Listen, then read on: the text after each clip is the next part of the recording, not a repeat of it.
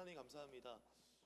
좋은 날 주시고 또 찬양할 수 있게 해주셔서 감사합니다. 하나님, 저희가 정말 하나님의 마음에 시원한 노래를 올려드리기 원합니다. 하나님, 우리 마음의 깊은 곳에 있어서부터 하나님을 찬양하기 원합니다. 하나님, 우리의 영이 깨어 주님 노래할 수 있게 해주시고 우리가 먼저 주님 앞에서 은혜 받아 노래할 수 있는 그런 은혜들을 부어주시기를 간절히 원합니다. 하나님, 오늘 이 예배 정말 하나님께서 받아주시고 하나님께서 선하게 이끄시는 하나님의 뜻만이 온전하게 선포되는 예배 되게 주님께서 인도하여 주시옵소서. 또 함께 우리 예배 섬기는 우리 모든 호디아 찬양팀 모든 집사님들과 우리 학생들 붙잡아 주셔서 정말 하나님 앞에 온전하게 쓰임받는 그런 귀한 노래의 시간 될 수 있도록, 찬양의 시간 될 수 있도록 인도하여 주시옵소서. 감사드리며 예수 그리스도의 이름으로 기도드립니다.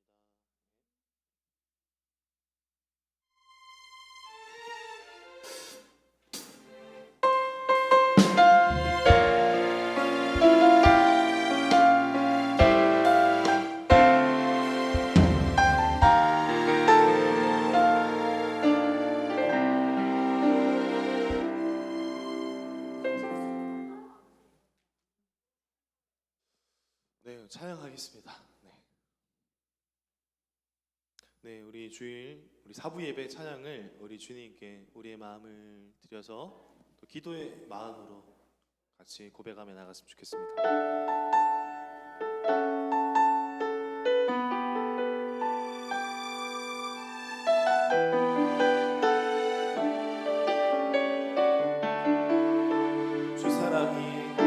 주 사랑이 나를 숨쉬게 해. 세상 그 어떤 어려움 속에도 주 은혜로 나를 돌보시며 주 은혜로 나를 돌보시며 세상 끝날까지 지켜주시네. 주 사랑이 나를 이끄시네. 내가 갈 수 없는 그곳으로 주의 사랑 나를 붙드시며 세상 끝날까지 인도하시네. 주님만이 내 앞에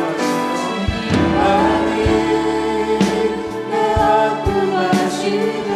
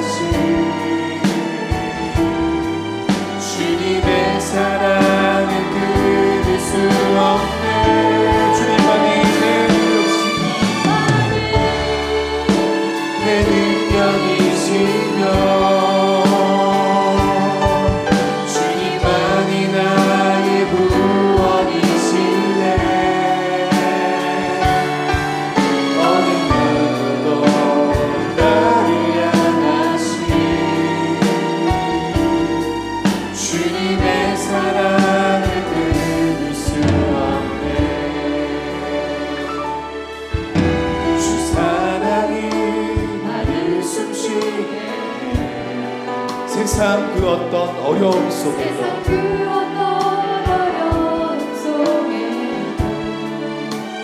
주님의 은혜로 나를 돌보시며 세상 끝날까지 지켜주시네. 주 사랑이 나를 이끄시네. 내가 갈 수 없는 그곳으로 주의 사랑 나를 붙드시며 세상 끝날까지 인도하시네. 주님만이 내 아픔하시며 주님만이 내 맘 어루만지네.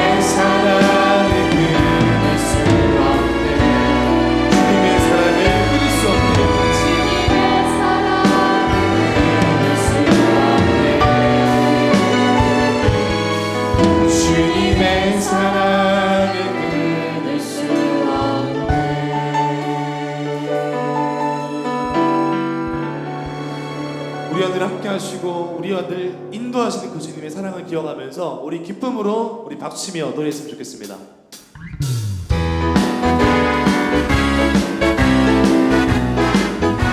나의 등 위에서 나의 등 위에서 나를 도우시는 주 나의 인생 길에서 지치고 떠나요 매일처럼 주저앉고 싶을 때 나를 밀어주시네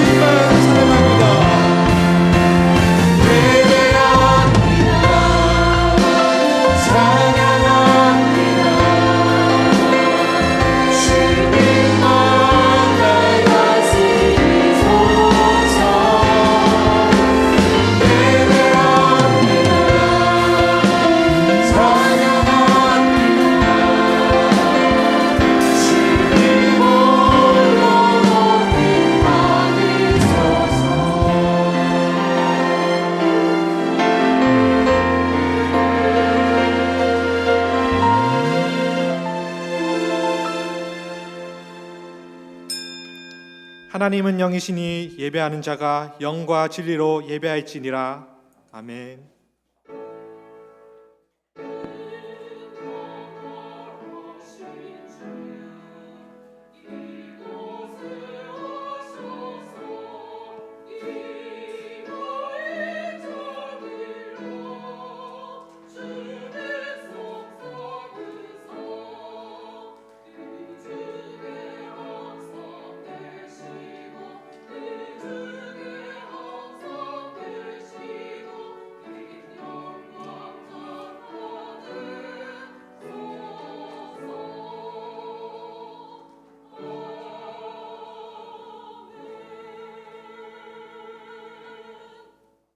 신앙 고백합니다. 나는 전능하신 아버지 하나님, 천지의 창조주를 믿습니다. 나는 그의 유일하신 아들, 우리 주 예수 그리스도를 믿습니다.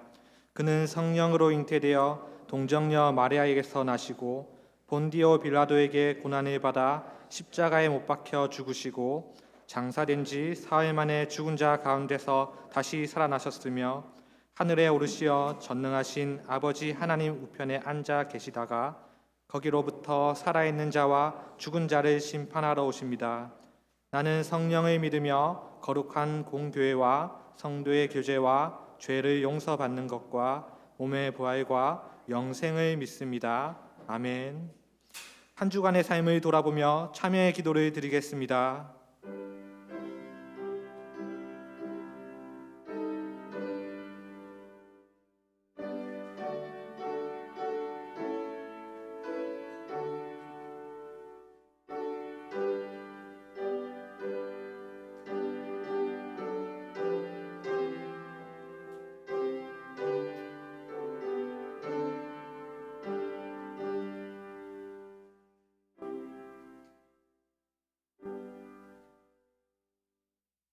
우리는 그리스도 안에서 그의 은혜의 풍성함을 따라 그의 피로 말미암아 속량 곧 죄사함을 받았느니라. 아멘.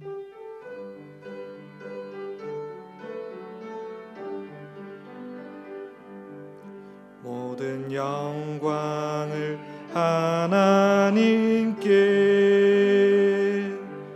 모든 영광을 하나님께, 온 마음과 뜻 다해 주 사모합니다.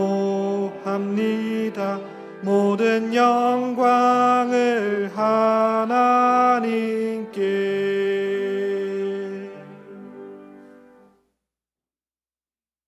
여호와께서 다스리시니 만민이 떨 것이요, 시온에 계시는 여호와는 위대하시고 모든 민족보다 높으시도다.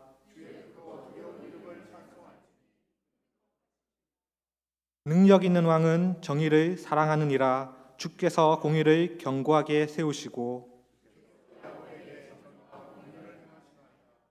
너희는 여호와 우리 하나님을 높여 그의 발등상 앞에서 경배할지어다. 그의 제사장들 중에는 모세와 아론이 있고 그의 이름을 부르는 자들 중에는 사무엘이 있도다. 여호와께서 구름 기둥 가운데서 그들에게 말씀하시니, 여호와 우리 하나님이여, 주께서는 그들에게 응답하셨고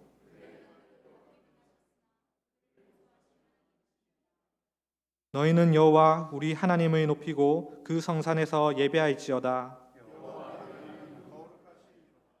아멘.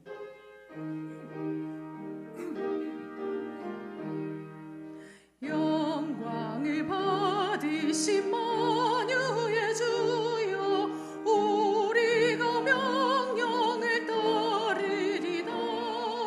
베푸신 은혜를 감사히 알고 진실한 마음으로 섬기겠네. 구주의 은혜 주시는 대로 영원히 받들어 섬기겠네.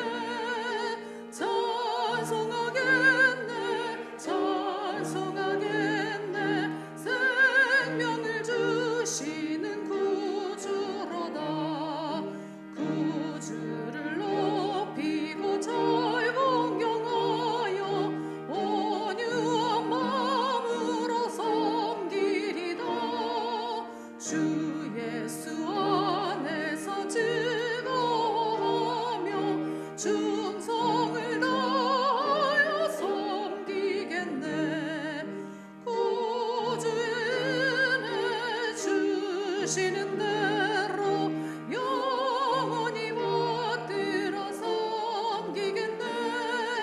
찬송하겠네 찬송하겠네.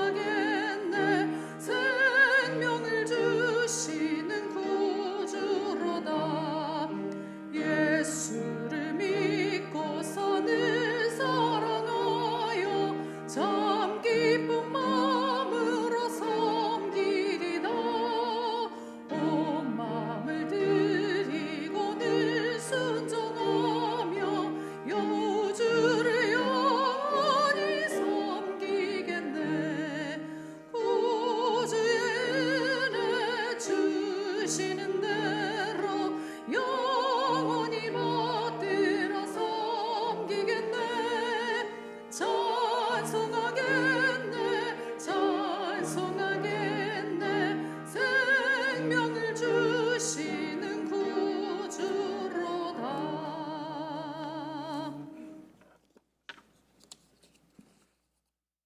찬송을 받으시기에 합당하신 우리 아버지 하나님,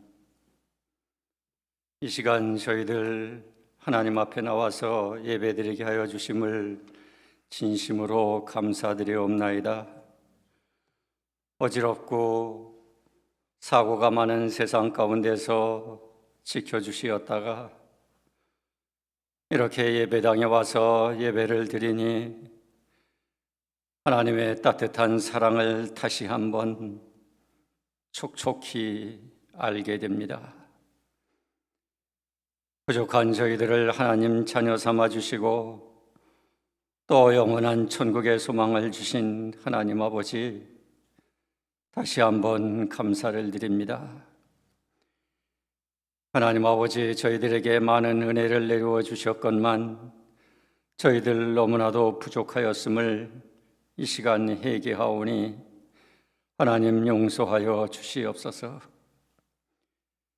하나님 아버지, 저희 심령이 깨끗게 하여 주시어서 하나님께서 주시는 은혜와 축복을 하나님 아버지 가득 심령 속에 담아가는 귀한 시간이 되게 하여 주시옵소서. 그런 가운데서도 우리들 마음속에 결심하게 하여 주시옵소서.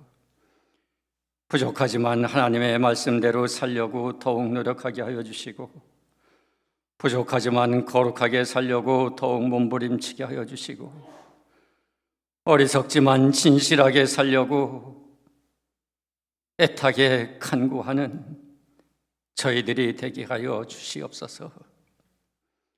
한 발짝 한 발짝 길이요 진리요 생명이신 예수님을 닮게 하여 주시옵소서. 하나님 아버지, 깨끗하지 못한 그릇에는 아무리 맛있는 음식을 담아도 음식의 냄새를 풍길 수 없습니다.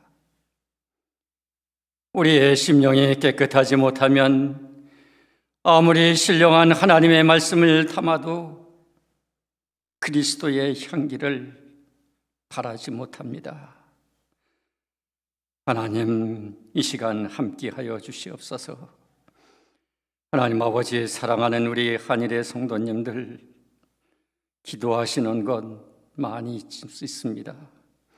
하나님 다 아시죠? 기도 다 들어주시옵소서. 걱정이 없게 하여 주시옵소서. 환난이 없게 하여 주시옵소서. 하나님 아버지, 어려움을 양쪽 어깨에 짊어지고 신음하는 우리 성도님들 한 명이 없도록 하나님 도와주시옵소서. 물질도 쓸 만큼 주시고 건강도 기쁘게 살아가는 데 부족함이 없도록 넉넉히 허락하여 주시옵소서. 자녀를 위해서 기도합니다. 또 연로하신 부모님을 위해서 기도를 합니다.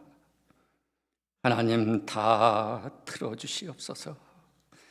하나님 아버지, 우리 한일의 교회가 하나님으로부터 칭찬받는 교회 되게 하여 주시고 지역사회로부터도 인정이 많고 사랑이 많고 하나님 아버지의 배려와 섬김을 잘하는 좋은 교회라고 널리 널리 소문나는 교회 되게 하여 주시옵소서.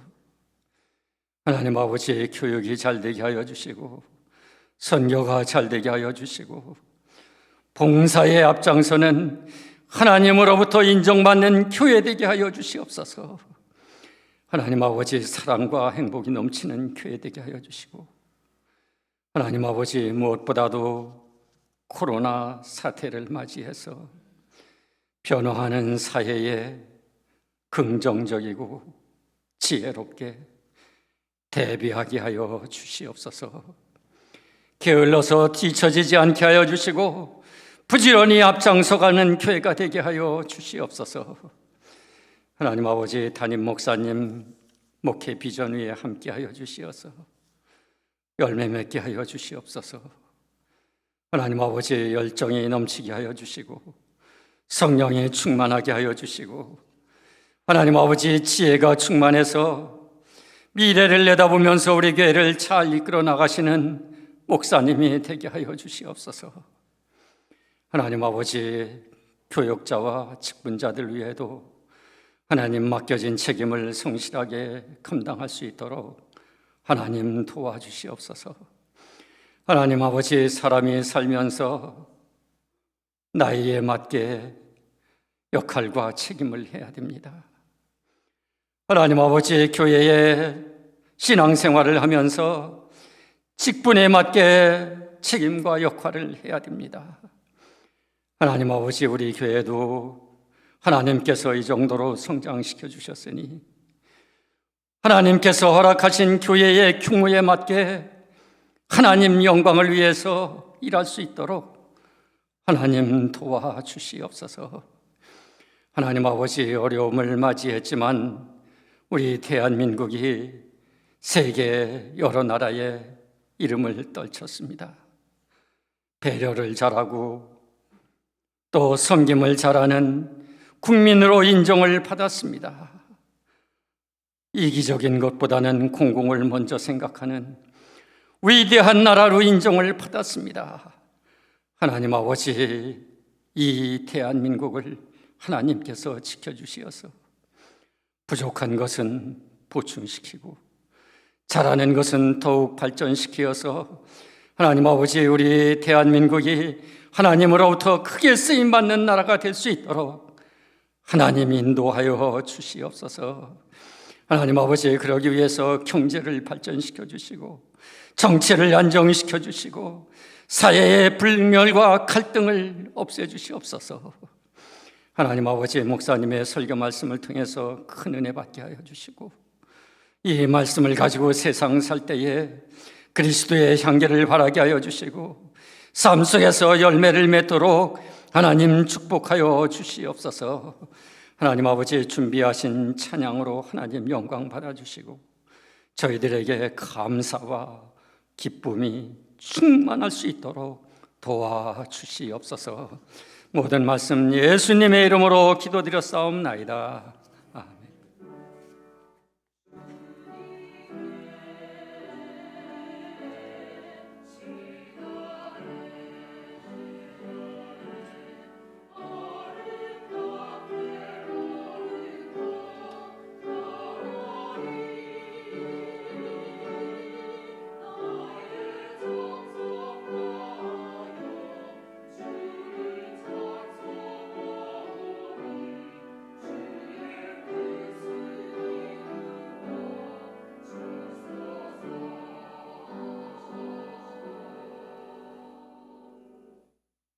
일어나서 하나님의 말씀을 받겠습니다.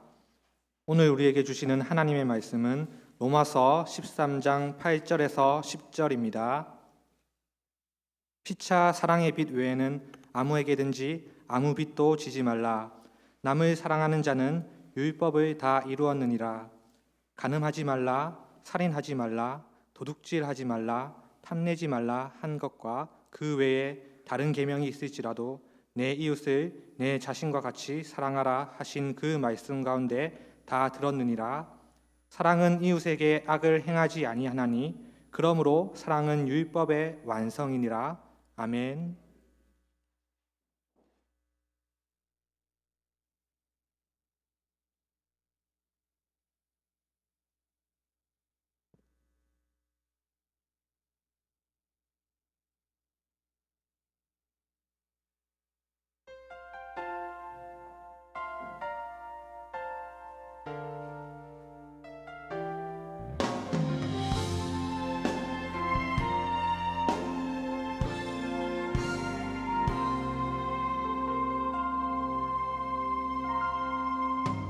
그대를 만난 건 주님의 축복이죠.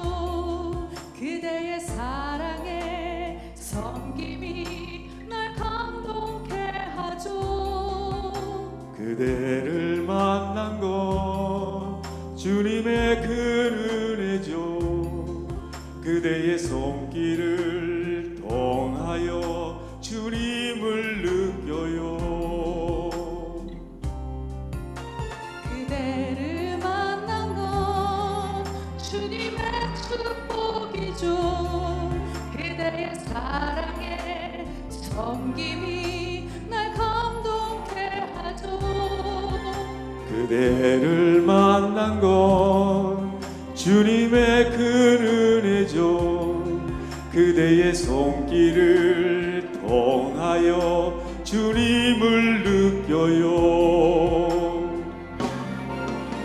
사랑해요, 감사해요. 우리 함께 잡은 두 손을 언제까지나 놓지 말아요. 사랑해요, 감사해요. 우리 함께 했던 그 약속 영원토록 지켜나가요.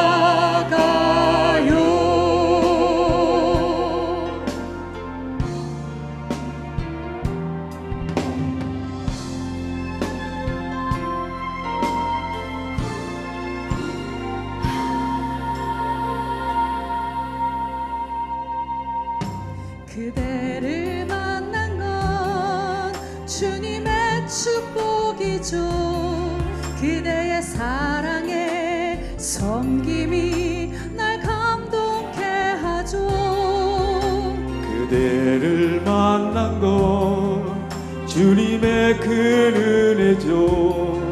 그대의 손길을 통하여 주님을 느껴요. 사랑해요, 감사해요. 우리 함께 잡은 두 손을 언제까지나 놓지 말아요. 사랑해요, 감사해요. 우리 함께 했던 그 약속 영원토록 지켜나가요.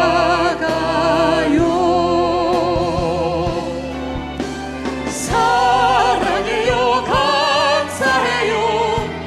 우리 함께 잡은 두 손을 언제까지나 놓지 말아요.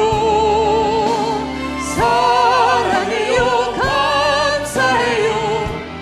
우리 함께 했던 그 약속 영원토록 지켜나가요.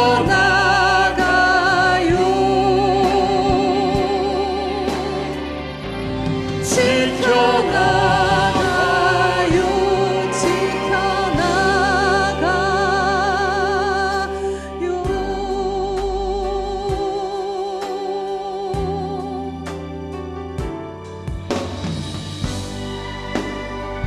아멘, 아멘. 네, 이 귀한 찬양과 또 오늘 이 시간 사부 예배로 예배하는 여러분들의 예배, 또 각 가정에서 온라인으로 예배하는 우리 모든 성도님들의 예배를 우리 하나님께서 기뻐 받으시기를 축복합니다. 네, 교회 소식을 전해드리겠습니다. 다음 주 예배 안내에 관한 소식입니다. 지난 주 중에 우리 교회에 공문이 한 통이 왔는데 한국교회 총연합회에서 다음 주일 5월 31일을 한국교회 예배 회복의 날로 정하고 우리가 지금까지 좀 어려움 당했던 부분들을 이제 회복하자는, 예배를 회복하자는, 하기에 힘쓰자는 그런 내용의 공문이었습니다.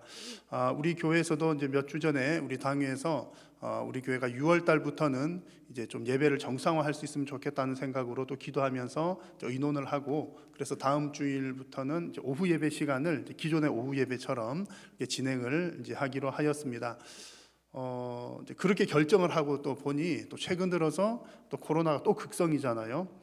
그래서 여튼 이제 중요한 것은 또 예배할 것은 해야 되겠고, 그러나 또 조심할 것은 또 특별히 조심을 해야 되겠고, 더 필요한 것은 또 기도하는 일이라는 생각이 듭니다. 그래서 여러분 이제 기도를 간절히 부탁드리는 것은 우리가 예배하는 일에 이 코로나로 인해서 지장받지 않도록 여러분 또 많이 기도해 주시고, 우리가 예배를 1, 2, 3부 또 오후 예배 그리고 또 점심 식사 이렇게 하지만 모든 것들을 우리 방역 수칙을 잘 지켜가면서 진행을 할 예정입니다. 예배도 간격을 유지를 잘하고 또 식사도 이제 거리 유지와 테이블 배치도 좀 사이 간격을 두고서 하고요.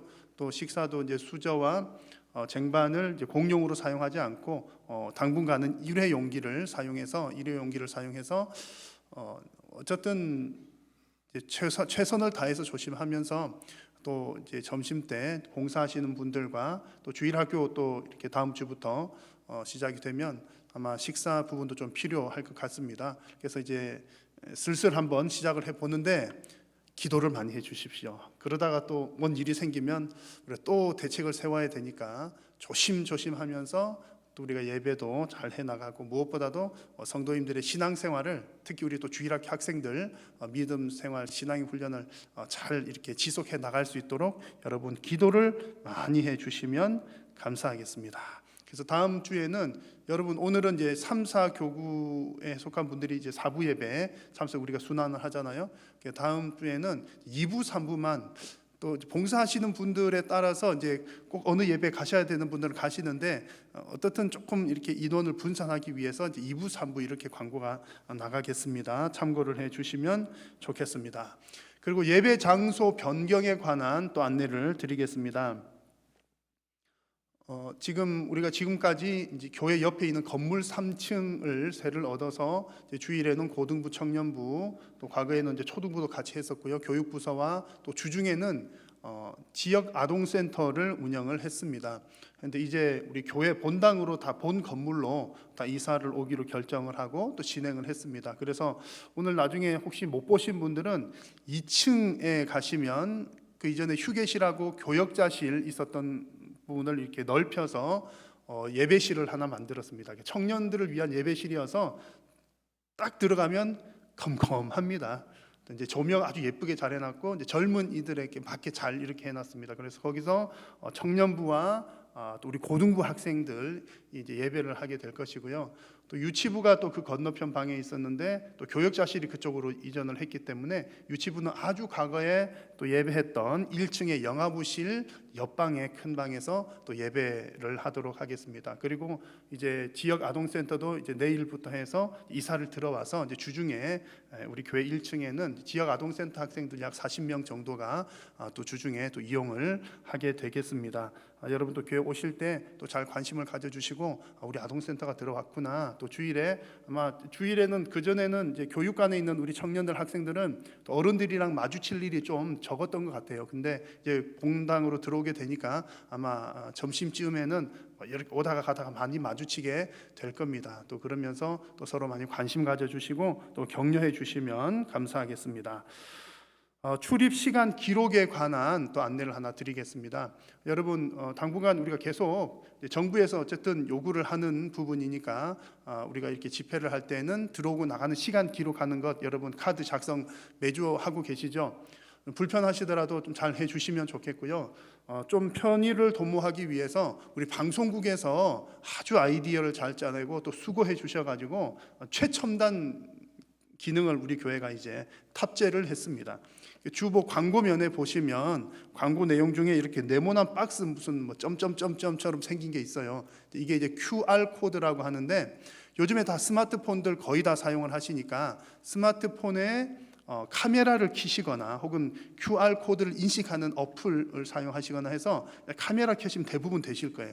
카메라를 켜서 이렇게 이 네모 코드를 이렇게 비추시면 어디로 이동합니다라고 하는 무슨 메시지가 나옵니다. 그래서 그걸 딱 누르시면 여러분들이 이제 이름 적으시고 또 직분 체크하시고 들어온 시간, 나간 시간을 기록할 수 있는 창이 하나 열립니다. 그러면 거기서 여러분들 이름 쭉 적으신 후에 맨 아래쪽에 이렇게 내려서 보시면 제출합니다 그런 게 있거든요. 그 버튼을 탁 누르시면 이제 이렇게 온라인으로 원격으로 되는 겁니다.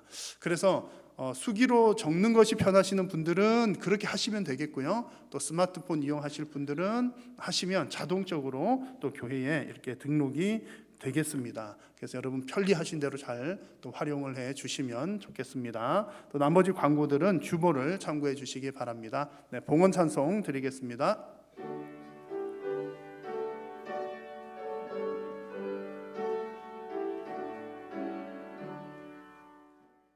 내게 있는 모든 것을 아낌없이 드리네. 사랑하고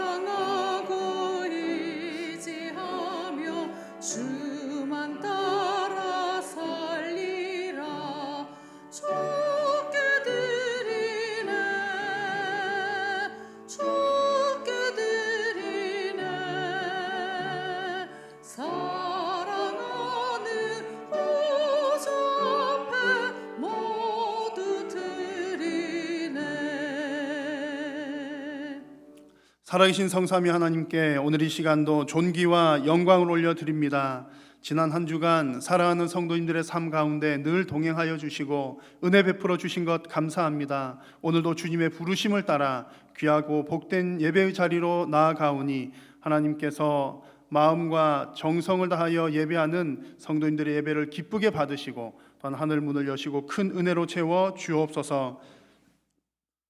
주님 앞에 오늘 이 시간 나오면서 또한 주신 은혜에 감사하며 귀한 예물을 올려드리오니 드린 예물이 하나님 나라 영광 위하여 또한 주님의 몸된 교회 위하여 영혼 구원 사역 위하여 귀하게 쓰임 받도록 도우시고 드리는 모든 손길 위에 하나님께서 복 주시사 더욱더 풍성하게 나눌 수 있도록 심을 수 있는 씨앗과 생활에 필요한 모든 물질도 부족함이 없이 공급하여 주옵소서.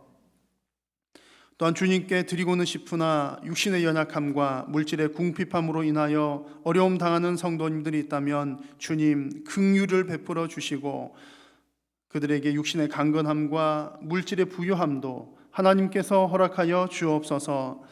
주님 코로나로 인하여서 힘들어하는 많은 우리 국민들과 우리 성도님들 위로하여 주시고 이로 인하여 당한 경제적 어려움들 또 건강의 어려움들 하나님 회복시켜 주시어서 모든 것들이 속히 제자리를 찾을 수 있도록 하나님 은혜를 베풀어 주옵소서. 오늘도 하나님의 말씀을 받을 때에 성령 하나님께서 조명해 주셔서 진리의 말씀을 깨달아 알게 하시고 하나님의 말씀을 아멘으로 받아 순종함으로 주님 앞에 더욱더 복받는 성도님들이 되게 하여 주옵소서. 예배에 남은 시간 성삼위 하나님 홀로 영광 받아 주시옵기를 간절히 비오며 우리 구주 예수님의 이름으로 기도드립니다. 아멘. 할렐루야.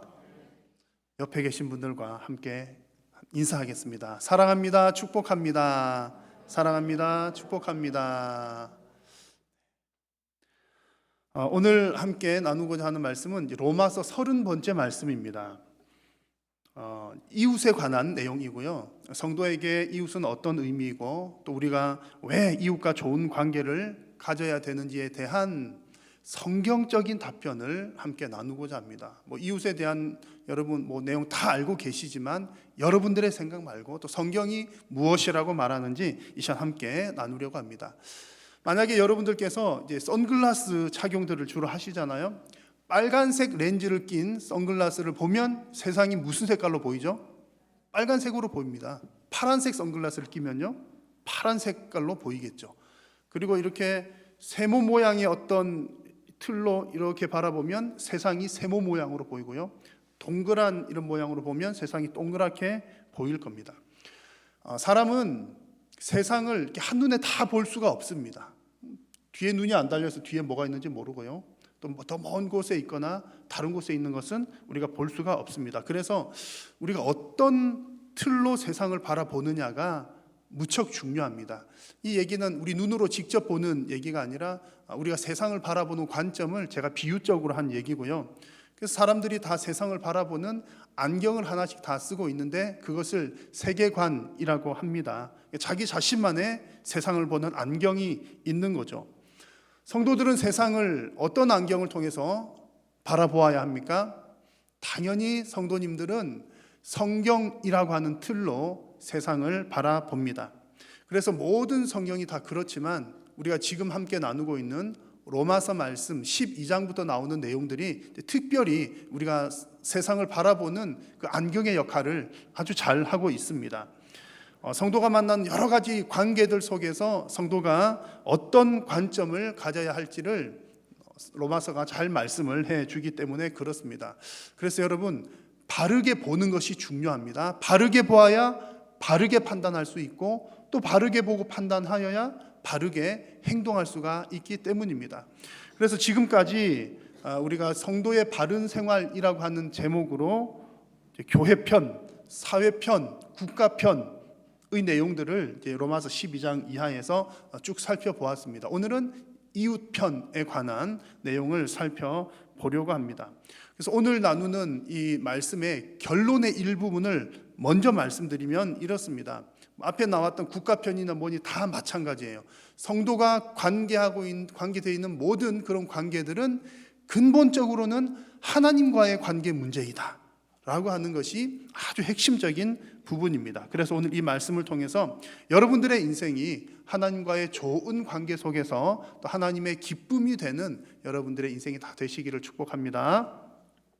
자, 오늘 말씀은 이웃과의 관계에 대한 말씀이라고 말씀을 드렸는데요. 먼저 우리가 살펴볼 것은 이웃이 누구인가, 누구까지가 내 이웃인지에 대한 내용입니다. 자, 우리는 8절 말씀에서 그 해답을 찾을 수가 있는데 8절 같이 한번 읽겠습니다. 피차 사랑의 빛 외에는 아무에게든지 아무 빛도 지지 말라. 남을 사랑하는 자는 율법을 다 이루었느니라. 아멘. 자, 오늘 읽은 본문은 피차라고 하는 말로 시작을 했습니다. 그리고 중간에 보니까 남이라고 하는 표현도 나오죠. 이런 표현들이 바로 이웃을 지칭하는 표현들입니다. 피차, 서로 간에, 남, 다른 사람, 다 이웃이죠. 이웃이라는 말은 그 사전적으로 보면 그 말 그대로 나의 주변에 있는 사람들을 의미합니다. 즉 성도가 관계를 맺고 살아가는 주변 모든 사람들이 우리의 이웃이라는 얘기죠. 자, 그런데 그런 이웃들 중에는 좋은 이웃들만 있나요? 나쁜 이웃도 있나요? 나에게 잘 해주는 사람들도 있는가 하면 때로는 나를 해롭게 하는 사람들도 종종 있습니다. 나를 해롭게 하는 사람은 이웃입니까? 이웃이 아닙니까? 성경 말씀 보니까 심지어 나를 해롭게 하는 사람이라 할지라도 성도들과 관계를 맺으며 살아가는 사람들은 이웃이라는 얘기를 말씀을 합니다. 아마 여러분 이 말에 동의하기 어려우실지도 몰라요. 나는 그런 사람 이웃으로 둔 적 없습니다. 아니, 나에게 그렇게 해코지하는 사람 나와 무슨 상관이 있습니까? 그렇게 말을 당연히 할 만한 이야기이지요. 그러나 우리의 기준은 성경입니다. 성경이 우리에게 그렇게 말씀하시기 때문에 우리는 그들도 우리의 이웃으로 받아들이는 것입니다. 성경에 나타나는 이웃의 존재 이유를 살펴보면 왜 그런 사람들까지 우리의 이웃이 되어야 하는지를 알 수가 있는데요. 자, 오늘 읽은 말씀 8절을 다시 보시면 이렇습니다. 오늘 읽은 말씀의 내용도 피차 사랑하라는 내용이고 결국은 남도 사랑하라는 내용이잖아요. 그래서 성도에게 이 이웃은 사랑해야 되는 사람이다라는 얘기입니다. 성도에게 이웃은 사랑의 대상이라는 얘기고요. 예수님께서도 가장 큰 계명 얘기하시면서 이렇게 말씀하십니다. 둘째도 그와 같으니 내 이웃을 내 자신과 같이 뭐하라? 사랑하라. 이웃은 사랑해야 되는 사람이다. 그 얘기를 예수님도 말씀을 하시는 겁니다. 자, 그런데 문제는 좀 전에 말씀을 드린 것처럼 아니, 내가 사랑하는 사람을 사랑하는 것 너무 좋은 일이죠. 또 나를 사랑해 주는 사람을 내가 또 사랑하는 것도 기꺼이 할 만한 일입니다. 자, 그런데 성경 말씀, 특히 마태복음 5장을 보십시오. 5장을 보시면 누구까지도 사랑해야 되느냐? 한번 같이 읽겠습니다. 또 내 이웃을 사랑하고 내 원수를 미워하라 하였다는 것을 너희가 들었으나 나는 너희에게 이르노니 너희 원수를 사랑하며 너희를 박해하는 자를 위하여 기도하라. 아멘. 아멘이십니까? 원수까지도 우리가 사랑해야 될 이웃에 포함된다는 하나님의 말씀입니다. 그래서 여러분, 우리 성도님들 주변에 사람들이 존재하는 이유를 여러분 명확하게 잘 아셔야 하겠습니다. 여러분, 사람들이 왜 이렇게 같이 모여서 삽니까? 무슨 사회책이라든지 혹은 무슨 뭐 역사책 혹은 무슨 고고학, 인류학 그런 책들에 보면, 그런 내용들로 보자면 아마 이렇게 설명을 할 거예요. 사람들이 이웃들과 함께 사는 이유, 그 집단을 이루어서 사는 이유는 척박한 자연 환경 속에서 혼자 살아남기가 힘들기 때문에 살아남기 위해서 무리를 지어서 집단으로 살게 되었다. 같이 집단으로 사는 사람들이 결국 이웃인 것이지요. 분명히 그런 얘기도 일리가 있고 맞는 얘기일 겁니다. 자, 그런데 우리는 신앙적인 관점에서 해석을 잘 해야 합니다. 우리 성도들의 삶에서 여러분 주변에 있는 이웃들은 왜 존재하느냐? 하나님께서 여러분들에게 사랑하라고 주신 사람들이기 때문에 존재하는 겁니다. 그러니까 나의 이웃의 존재 이유는 내가 사랑해야 될 대상이기 때문에 존재한다는 겁니다. 여러분, 이것이 바로 성도가 이웃을 바라보는 관점입니다. 우리는 이런 안경으로 이웃들을 바라보아야 한다는 겁니다. 이런 관점이 왜 중요하냐면, 그래, 이웃은 내가 사랑해야 될 사람이로구나, 하나님 그렇게 말씀하셨으니까 이런 관점이 있어야 여러분 성경대로 이웃을 사랑하실 수가 있고요, 심지어는 누구까지도요, 원수까지도 사랑할 수가 있는 겁니다. 그런데 이 말씀을 모르거나 혹은 이 말씀을 받아들이지 않으면 주변의 이웃들은 그저 내가 이 경쟁 사회니까 경쟁해야 될 대상이거나 혹은 나에게 어떤 해로운 일을 할지도 모르니까 내가 경계해야 될 대상에 불과할 수밖에 없습니다. 그러므로 우리 성도들은, 나와 관계된 모든 이웃들은 사랑의 대상인 줄로 믿으시기를 바랍니다. 아멘이십니까? 약하신데요. 만약 여러분 정말로 그렇게 믿으신다면 우리 옆에 계신 분들에게 이렇게 한번 인사 나누겠습니다. 내 사랑을 받아주십시오. 내 사랑을 받아주십시오. 다들 열심히 하시는데 제가 볼 때 부부가 몇 부부 앉아 계시거든요. 부부님들께서는 더 뜨겁게 메시지를 보내셨습니다. 내 사랑을 받아주십시오. 이웃은 사랑하기 위해 존재하니까요. 그런데 이제 이렇게 말씀을 드리면 아마 속으로, 그래, 우리 뭐 교회에 있는 사람들이야 다 좋으니까 괜찮은데 저 바깥에 있는 아무개만큼은 절대로 아니야. 내가 이 세상 사람 다 사랑해도 아무개만큼은 절대로 사랑할 수 없어 라고 생각하신 분들이 혹시 계십니까? 만약 그러시다면 하나님의 말씀을 걸러서 듣지 마시고 아멘으로 받으십시오. 하나님은 피차 사랑하라고 하셨고, 하나님은 남을 사랑하라고 하셨으며 이웃을 사랑하라 하셨고, 심지어 원수를 사랑하라고 하셨습니다. 우리가 감정적으로는 힘들지 몰라요. 다 괜찮은데 안무게만큼은 절대로 안 돼. 우리 감정은 그렇죠. 그러나 하나님의 말씀이 그러하기 때문에 우리는 기도하는 마음으로 아멘 해야 할 줄로 믿습니다. 여러분들이 아멘 하시면 시편 119편 2절에 나오는 말씀처럼 여호와의 증거들을 지키고 전심으로 여호와를 구하는 자는 복이 있도다 라고 말씀을 했습니다. 성경의 곳곳에 우리가 어떻게 다 못하죠. 못하지만 아멘, 하나님 말씀이니까 어쨌든 지키도록 하겠습니다. 그럴 때에 여러분들에게 하나님께서 복 주신다고 분명하게 약속하셨습니다. 말씀대로 순종하셔서 복 받는 여러분 다 되시기를 축복합니다. 자, 두 번째로 이제 성도들이 어떻게 이웃을 사랑하는지에 대한 말씀입니다. 자, 8절 말씀을 다시 한 번 더 보시면, 아까도 8절 봤습니다만 이제 제가 다른 단어의 색깔을 노랗게 해놨습니다. 피차 사랑의 빛 외에는 아무에게든지 아무 빚도 지지 말라. 남을 사랑하는 자는 율법을 이루었느니라. 피차 사랑의 빚 외에는 아무 빚도 지지 말라고 하는데, 사랑이라는 단어와 빚이라고 하는 단어를 같이 사용을 해요. 여러분, 사랑하는 것과 빚하고 무슨 관계가 있나요? 그리고 남을 사랑하는 자는 율법을 이루었다 합니다. 그래서 사랑, 빚, 율법, 이게 크게 연관이 없어 보이는 단어인데 하나님께서 같이 말씀을 하십니다. 분명히 관계가 있다는 내용이죠. 자, 여러분 어떻게 서로 연결되는지를 잘 보십시오. 먼저 빚지지 말라고 하는 말의 뜻을 우리가 잘 이해를 해야 되겠습니다. 아마 여러분 느끼셨을 겁니다만 여기서 빚은 우리가 빚 그러면 뭐가 먼저 떠오르십니까? 돈 빌려준 것 생각나시잖아요. 그런데 이렇게 읽으시면서 보니까 돈 얘기는 아닌 것 같아요. 그죠? 아닌 것 같습니다. 그러면 왜 이 사랑 얘기를 하면서 빚 얘기를 하실까요? 분명히 돈에 관한 것은 아닐 텐데, 물론 크게 보면 돈의 부분도 해당이 됩니다만 여기서 빚지지 말라는 것은 이런 의미입니다. 우리 삶의 전 영역에서 마치 빚이 남아 있는 것처럼, 빚은 줘야 될 것인데 안 주는 상태가 빚이잖아요. 빚이 남아 있는 것처럼 상대방에게 해야 할 의무를 남겨두지 말라는 말입니다. 이웃에게 꼭 해야 될 것은, 꼭 갚아줘야 될 것, 혹은 꼭 해야 될 것은 하는 것이 빚이 없는 상태라는 얘기입니다. 그렇게 하지 않으면 어떻습니까? 만약에 내가 빚을 졌는데 빚을 안 갚은 그런 상태, 서로의 관계면 어떤 상태가 되죠?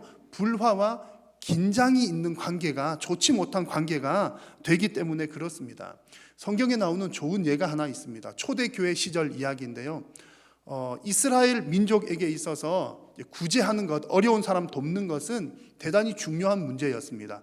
그래서 과거 구약시대의 이스라엘 백성들에게도 하나님께서는 이스라엘 공동체 안에서 굶거나 힘들거나 하는 사람이 생기지 않도록 특별히 너의 경내에 있는 어려운 사람들을, 가난한 자들을 잘 보살피라는 말씀을 주셨습니다. 그래서 이스라엘 공동체에서는 그 안에 있는 어려운 자들 구제하는 게 중요한 문제였고요. 초대교회도 역시 그랬습니다. 그래서 초대교회에서도 교회 안에 있는 어려운 사람들을 구제하는 일을 열심히 했습니다. 자, 그 당시 구제 대상의 1호는 과부였습니다. 과부. 지금은 여러분 아마 이해가 금방 안 되실 수도 있겠어요. 왜냐하면 여성들의 능력이 탁월하시잖아요. 그래서 혼자 사시는 여성분들, 능력자들이 대단히 많습니다. 그래서 지금 우리 문화와는 상황이 좀 다른 거고요. 이 당시에, 과거의 구약시대에 또 초대교회 시절에 과부 그러면 밥벌이를 혼자 못 하시는 분들이세요. 그래서 반드시 도움이 필요한 사람들이었는데 교회에서 돕는 사람들의 1순위가 과부들이었다는 거죠. 그런데 문제는 이 초대교회에 헬라파 과부들도 있고 히브리파 과부들도 있는데 이렇게 교회에서 똑같이 이렇게 과부들을 위해서 생활비를 보조를 하다가 어느 날 한 번, 두 번 헬라파 과부들이 그 구제금을 못 받게 된 겁니다. 아니 다 같이 못 받으면 그래도 무슨 일이 있나 보다 그럴 텐데 히브리파 과부들은 계속 생활비 지원을 받는데 헬라파 과부들이 돈을 못 받는 거예요. 마땅히 받아야 될 것을 받지 못하게 되니까, 교회가 마땅히 주어야 될 것을 주지 않게 되니까 불화가 생겨나게 되고 불신이 생겨나게 되고, 그래 초대교회의 갈등의 요소가 되었습니다. 물론 이제 시간이 좀 더 지나면서 7 집사를 세워서 이 문제는 잘 해결을 했습니다. 자, 그래서 여러분 여기서 빚을 지지 말라는 것은 하나님께서 명령하신 바, 이웃에 대해서 행해야 할 의무를 바르게 이행하는 것이 빚지지 않는 일입니다.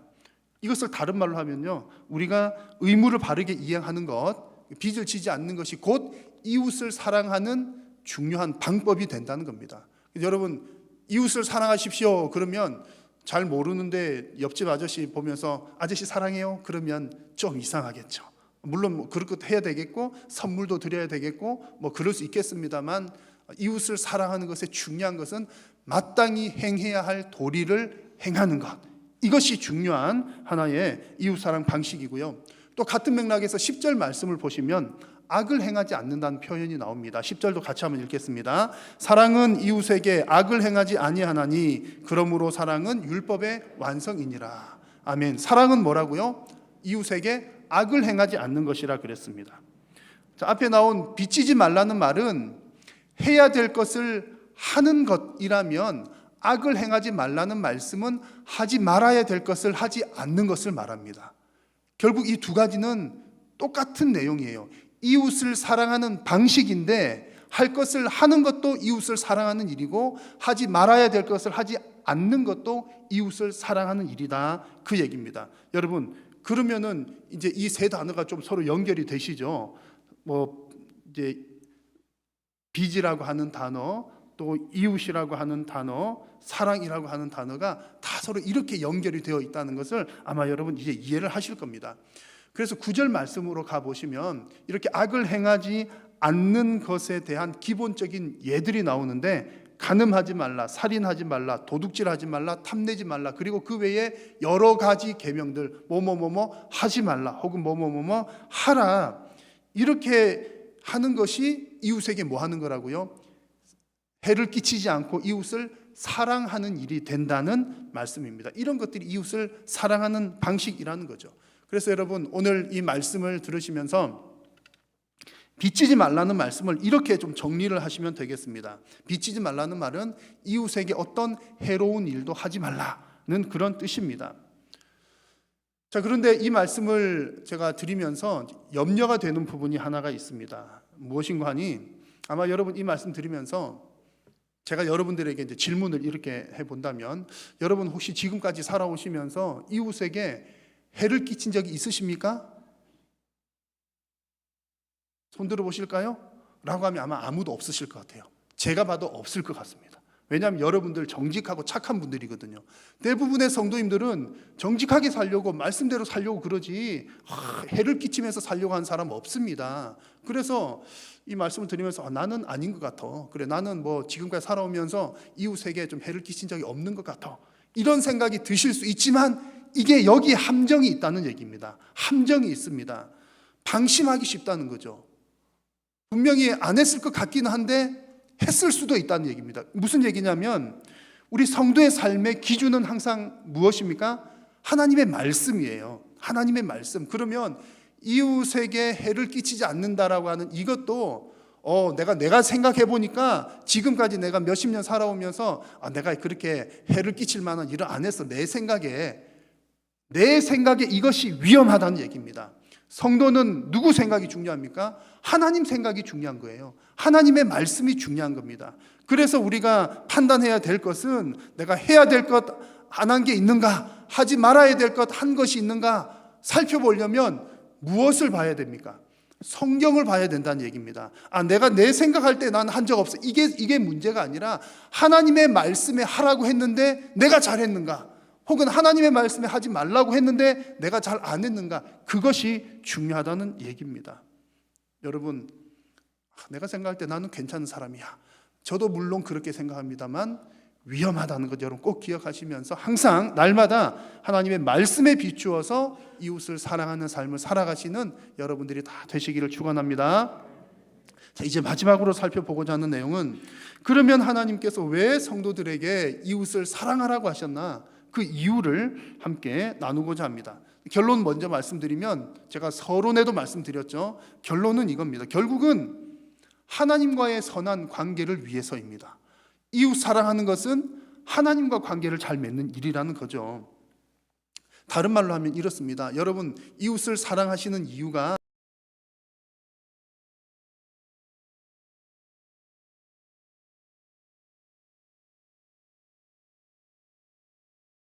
기쁨이 있습니다.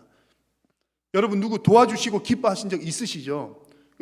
돕는 기쁨은 이루 말할 수가 없습니다. 그래서 어떤 사람들은 내가 가진 것도 없게 퍼주고 뭐하고 도와주고, 그런 분들이 대단히 많이들 있습니다.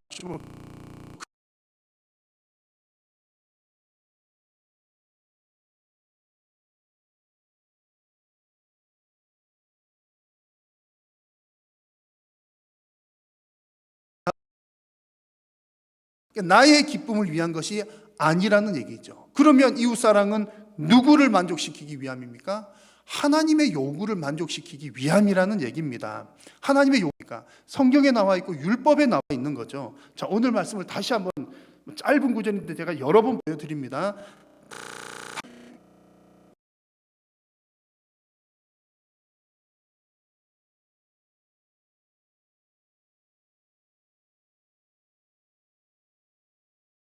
율법을 다 이루었대요. 율법을 다 이루었던 뭐라고요? 하나, 요구사항, 내가 이웃 사랑하는 것은 하나님의 요구사항을 다 만족시켰다, 그런 얘기입니다. 말씀도 보십시오. 뒷부분, 이웃을 내 자신과 같이, 그 말씀 가운데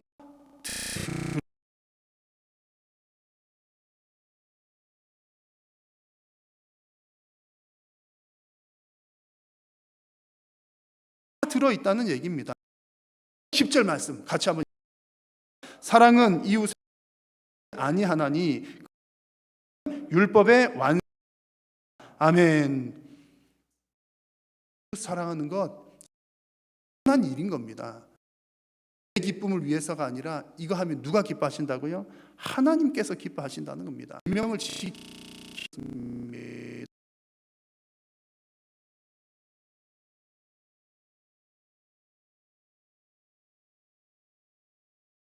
관계를 유지하는 것은 같은 길을 가는 것입니다. 같은 직업이나 같은 취미도 같은 길이지만 더 중요한 것은 같은 가치관, 세계관을 가지고 가는 것이 중요한 이야기입니다. 우리 성도님들은 성도끼리도 잘 지내야 되지만 안 믿는 사람들하고도 좀 친구가 많이 있어야 됩니다. 근데 여러분, 안 믿는 친구들 많이 있으신가요? 아마 대부분 물어보면 별로 없으시더라고요. 좀 의도적으로 그렇게 해야 되는데 신앙생활 30년, 40년 하다 보면 세상 친구는 다 떠나가고 없다, 그런 얘기들을 되게 많이 하셔요. 저도 교회 안 다니는 사람 만나는 횟수가 1년에 한두 번도 안 될걸요. 뭐 동창회 그런 데 갈 수도 없죠. 가도 시간도 안 맞죠. 만약 간다 해도 가서 별 할 것도 좀 없기도 하고, 어쨌든 그렇습니다. 우리 성도님들은 의도적으로 사실은 노력을 해야 됩니다. 왜냐하면 이제 복음을 전해야 되기 때문에 세상 친구들과도 의도적으로 좀 이렇게 노력을 해야 되는데, 그렇게 하지 않으면 점점 더 친구가 끊어져요. 왜 그렇습니까? 삶의 가치가 다르기 때문이고 가는 길이 다르기 때문에 그렇습니다. 예수님 안 믿는 사람이 다 나쁜 사람이다, 이런 뜻이 아니라 가치관 자체가 다르기 때문에 길을 같이 가기가 대단히 어렵다는 얘기입니다. 여러분, 하나님과 좋은 관계를 유지하는 것도 마찬가지입니다. 우리가 하나님과 좋은 관계가 되려면 하나님과 같은 길을 가야 돼요. 하나님과 같은 가치관을 가져야 되는 것이죠.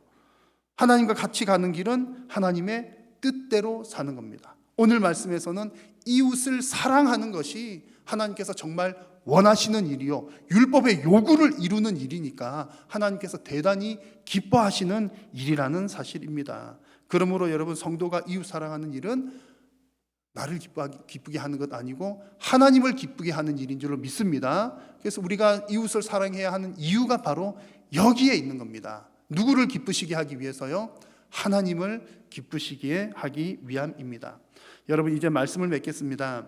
오늘 말씀을 통해서 여러분 주변에 있는 이웃들, 여러분들이 사랑해야 될 대상이라는 사실을 꼭 아멘으로 받으시기 바랍니다. 심지어 어떤 사람들도요, 원수 같은 사람들도, 가끔은 한 집 안에서도 원수 같은 분들이 계실지도 모르는데 어쨌든 원수 같은 사람들도 사랑의 대상이다. 우리가 이런 관점을 가지고 보면 지금보다 훨씬 더 이웃을 사랑스럽게 바라볼 수가 있을 것입니다.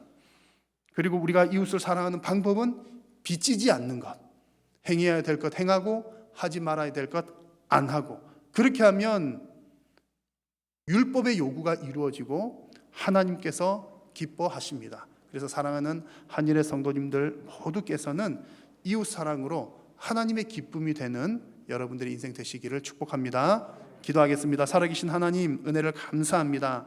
오늘도 저희들의 예배를 받아주셔서 감사하고 또한 말씀하여 주셔서 감사합니다. 오늘 주신 말씀에 아멘으로 순종하고자 하오니 성령께서 도우시고 또 아멘으로 순종하는 모든 성도님들에게 하늘 문을 여시고 큰 은혜로 큰 복으로 채워 주옵소서.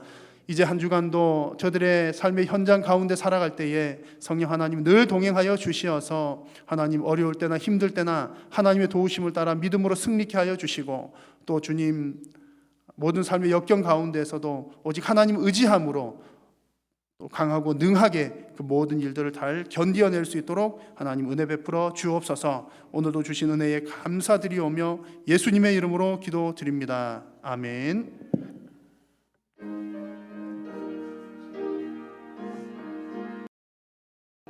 주님의 뜻을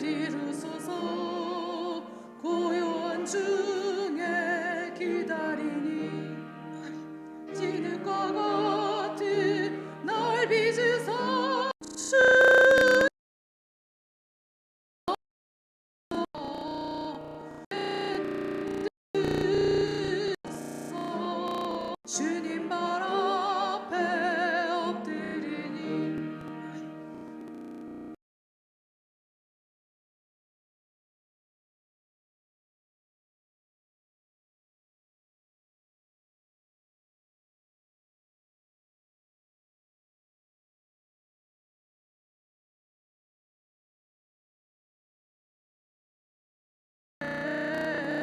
의 손을 내게 펴서 강건케 하여 주옵소서.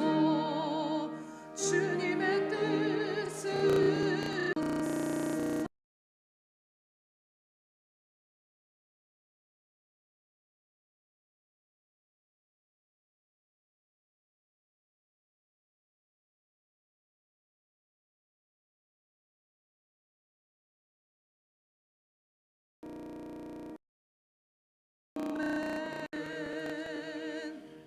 주 예수 그리스도의 은혜와 하나님 아버지의 크신 사랑과 성령님의 교통하심이 너희 무리와 항상 함께 있을지어다. 아멘.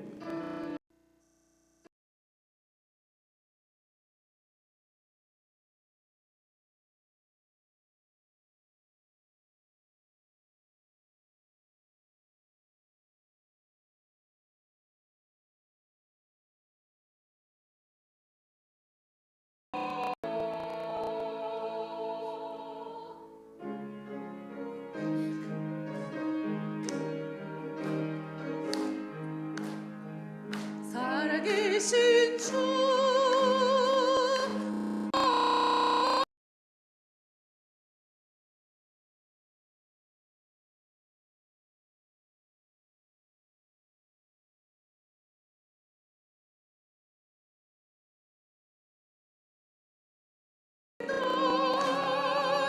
내 모든 삶의 기쁨을 충만하네. 예배를 마쳤습니다. 한 주간 주 안에서 평안하시길